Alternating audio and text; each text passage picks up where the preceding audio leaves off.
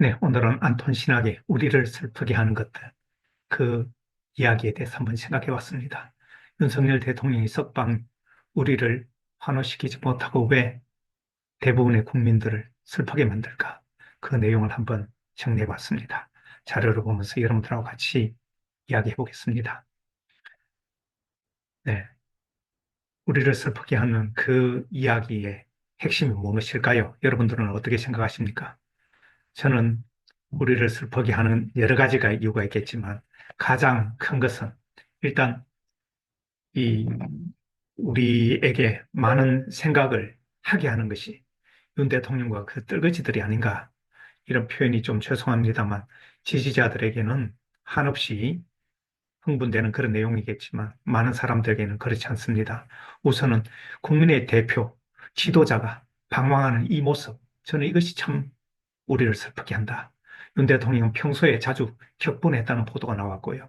그 격분이 어느 날 비상계엄 선포로 나타나고 집무실을 떠나서 구치소 헌재를 넘나들더니 어느 날 보니까 구치소에 풀려나면서 그 어려웠던 대통령의 미소, 창밖으로 손을 내밀면서 미소를 보내는 저 모습을 보면서 참 반갑지 못하고 슬펐다, 이런 생각이 듭니다.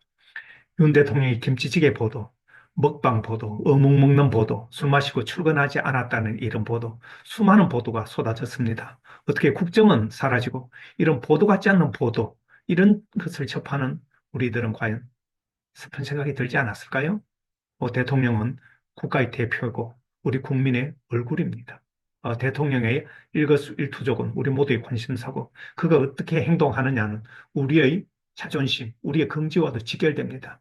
이런 보도들 보면서 슬프지 않았다면 이상하지 않겠습니까? 그리고 또 적반하장의 이런 모습들, 이런 것들이 참 저를 더 슬프게 만듭니다. 윤석은 무너진 법치주의를 바로 세울 것이라고 그랬습니까?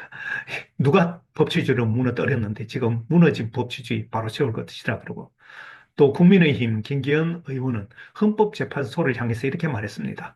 대통령에 대한 탄핵 심판 청구를 하루속히 각하하는 것만이 흔들리는 사법 신뢰를 회복하는 길이다 라고 헌재를 비판했는데요. 법치를 무너뜨린 데 동조하고 또 법치를 이 무너뜨린 데 부추기는 이런 사람들의 언행, 이런 모습들이 우리를 한없이 슬프게 만듭니다. 헌법기관을 부수려는 국힘이라는 비판을 받고 있지 않습니까? 그리고 50일은 너무 짧습니다. 윤 대통령은 이렇게 말했죠. 구치소는 대통령이 가도 배울 것이 많은 곳이다. 모처럼 배울 것이 많다고 인정한 이 국립교육기관 구치소에서 그 생활이 너무 짧았습니다. 제대로 배울 기회가 없었죠. 아쉽고 슬프지 않겠습니까? 윤은 아직 배울 게 많지 않습니까? 정말 이 구치소 나온 윤 대통령이 감사하다고, 구치소에서 많은 걸 배웠다고 하는데 좀 더 계셨으면 더 많이 배우지 않았을까, 아쉽고 안타깝습니다. 법치 사회가 무너지는 모습, 이것도 정말 안타까운 모습입니다. 검찰 법원에 넘쳐나는 법기술자들이 있습니다. 검찰총장도 부장판사도 국민보다는 권력 눈치나 보는 이 현실이 너무나 우리를 슬프게 만듭니다. 한국의 사법부 신뢰도가 바닥이 나고 그래도 법조인들이 떵떵거리는 자가당착의 세상을 보는 심정 딱하지 않습니까? 옆에 이 표를 보세요.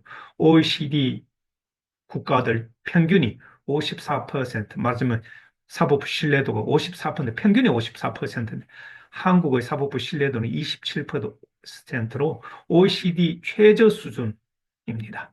우리 한국이 여기 위치하고 있는데요. OECD 가입 국가 중에서는 한국보다 낮은 사법부 신뢰도를 보이는 나라가 없습니다.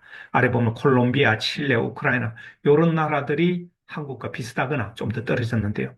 정말 사법부 신뢰도가 땅에 떨어졌다는 것은 모든 국민들이 인정하지만 이 검사나 판사들만은 그렇지 않다고 자기네들이 가상세계에 살고 있는 것 같아요. 정말 불쌍하고 한편으로는 참 우리 국민들이 그런 사법부에 제한을 받는다는 것은 슬픈 일이라는 것이죠. 윤석열 떨거지들이 한둘이 아닙니다. 거기에는 판사, 검사도 많고요. 또 정치인들도 많습니다. 대표적으로 홍준표 대구시장은 헌법재판소의 탄핵 심판과 관련해서 이렇게 말했죠. 기각되면 혼란, 인용되면 전쟁, 난감한 대한민국이다. 그래도 전쟁보다는 혼란이 더 낫지 않느냐. 이렇게 헌재를 심판하고 있습니다.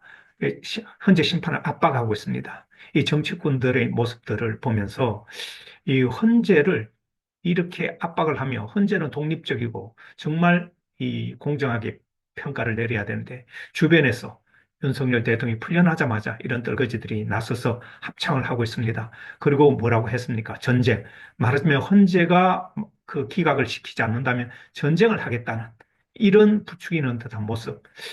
정말 정치꾼들의 이런 모습은 참 우리를 슬프게 만듭니다. 빅토르 위고가 이런 말을 했죠. 정치꾼들은 다음 선거만 생각하고 정치가들은 다음 세대를 생각한다.